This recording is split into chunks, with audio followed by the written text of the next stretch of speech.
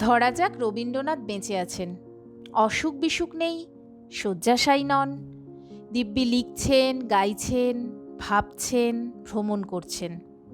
বেঁচে থাকলে আমার চিঠির জবাব দিতেন তিনি। লিখতেন, তোমার সরলতা আর সততার কথা যখন বললে, এক মুহূর্তে আমার স্নেহ অধিকার করে নিলে তুমি। যদি চিঠি লিখতে দেরি হয়, লিখতে যদি নাও পারি, তাতেই বা এমন কি দুঃখ? তোমাকে যখন স্নেহ করি, তখন চিঠির চেয়েও আমার মন তোমার ঢের বেশি কাছে আছে। অনেক দিন না লিখলে বলতেন, ছোট হোক মন্দ হোক, একটা করে চিঠি আমায় রোজ লেখো না কেন বলো। আমাকে জোড়াসাঁকোর বাড়িতে ডাকতেন, কখনো শান্তিনিকেতনে।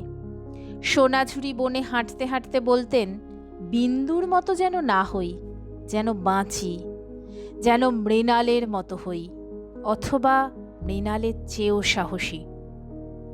আমার দুঃখগুলো প্রেম কাঁটা তুলে ফেলার মতো আমার মন থেকে একটি একটি করে তুলে ফেলতেন। শিলং পাহাড়ে বেড়াতে গিয়ে 26-এর যুবক হয়ে উঠতেন। শেষের কবিতার অমিত হয়ে উঠতেন। হাতে হাত ধরে হাঁটতেন সুঠাম সুদর্শন। তার স্পর্শের উষ্ণতা আমার বরফ শীতল একাকিত্বকে নিমেষে ঝর্ণার উচ্ছল জল করে দিত। গোটা বাংলা থেকে আমার আজীবন নির্বাসন, আমার গৃহবন্দিত্ব, আমার পায়ে পায়ে নিষেধাজ্ঞা, আমার মাথার মূল্য, পায়ের নিচে মাটি না থাকা, শুধু সমতা চেয়েছি বলে, শুধু সভ্য সুস্থ সমাজ চেয়েছি বলে, শুধু লিখেছি বলে, কবিতা বা গল্প প্রবন্ধ লিখেছি বলে। রবীন্দ্রনাথ যদি বেঁচে থাকতেন, আমি নিশ্চিত দেখে প্রাণ বড় কাঁদত তার। তিনি ভৎসনা করতেন শাসকদের, সভ্যতার সংকট দেখে আতঙ্কে কুঁকড়ে থাকতেন। আমি তার পিঠে মনে মনে আলতো হাত রেখে তার দুশ্চিন্তাগুলো একটু একটু করে উড়িয়ে দিতে চাইতাম। কপালে তিনি চুম্বন করতেন আমার। একদিন বলতেনই, বোটে করে চলো শিলাইদহে যাই। আমার সারা মন তিত্তির করে কাঁপতো আনন্দে। তার গভীর চোখ সেই আনন্দকে দেখতে পেত, তার আঙুল সেই আনন্দকে স্পর্শ করতে পারত। আমাকে স্বদেশের জল মাটির স্বাদ গন্ধ দিতে তিনি শিলাইদহে নিতেন। বোটে শুয়ে আকাশে তাকিয়ে তাকিয়ে সন্ধ্যার মেঘমালা দেখতেন।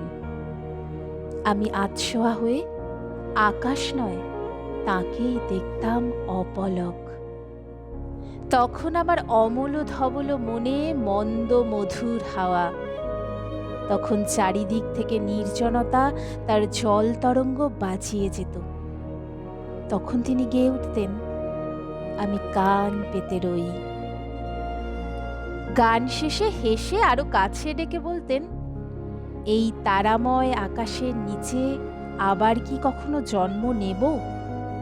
যদি নিই, আর কি কখনো এমন প্রশান্ত সন্ধ্যাবেলায় এই নিস্তব্ধ নদীটির ওপর এমন নিশ্চিন্ত মুগ্ধ মনে, এমন নৌকার ওপর বিছানা পেতে থাকবো আবার? তার একটি হাত আমার হাতের মুঠোয় নিয়ে বলতাম, আবার কেন জন্ম নিতে হবে? আপনার এক জন্মই সহস্র জন্মের সমান। সারা রাত পূর্ণিমার জলে স্নান করে কবি গা মোছেন আমার আঁচলে। অস্ফুট কণ্ঠে ভোররাত্রিরে বলেন, শিলাইদহে আমি কেন আসি জানো? প্রকৃতির শুশ্রূষা পাবো বলে আসি। আজ তোমার শুশ্রূষাও পেলাম। কুঠি বাড়ির দিকে যেতে যেতে বলেন, তুমিও তো প্রকৃতি ভালোবাসো, যাও দেখে এসো, গাছপালা নদী হাওর, এ তোমার সোনার বাংলা, এ তোমার দেশের মাটি।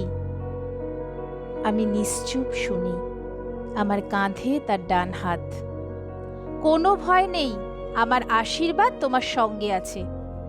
আমি তবুও নিরুত্তর। উঠিবাড়িতে পৌঁছে বলেন, তৈরি হয়ে নাও, সকালের গাড়িতে তোমাকে আমি উঠিয়ে দেব। তবুও আমি নতমুখে দাঁড়িয়ে থাকি। বলি, আমি তো যাব না কোথাও। কেন, ব্রহ্মপুত্রে সাঁতার কাটবে না? দেখবে না তোমার বাড়িঘর, তোমার উঠোন, উঠোনের ঘাসের ওপর একটি শিশির বিন্দু? তার আর দরকার হবে না। কেন হবে না? রবীন্দ্রনাথ বিস্ময়ে থমকে দাঁড়ান। আমি বলি, ভাষাটিই আমার দেশ, ভাষাটিই আমার সেই অপরূপ শিশির বিন্দু। আপনার গান, কবিতা, আপনার সুর আর শব্দগুচ্ছই আমার দেশ। আপনি, আপনার স্নেহই আমার নিরাপদ স্বদেশ। পদ্মার জলে আমি ব্রহ্মপুত্র দেখে নিয়েছি। ঈশ্বর বলে কোথাও কিছু নেই, ঈশ্বরে বিশ্বাস নেই আমার। তারপরও যদি নিভৃতে কেউ থাকে কোথাও, যদি কেউ থাকে আমার হৃদয়ে, ঈশ্বরের মতো কেউ, সে রবীন্দ্রনাথ। যদি বেঁচে থাকতেন তিনি, আমাকে বুকে জড়িয়ে বলতেন, শুধুই কি স্নেহ, তোমাকে তো ভালোবাসি, সে তুমি জানো। হ্যাঁ বা না বলার দরকার হতো না। তিনি জানতেন যে আমি জানি, তিনি জানতেন যে আমি জানি।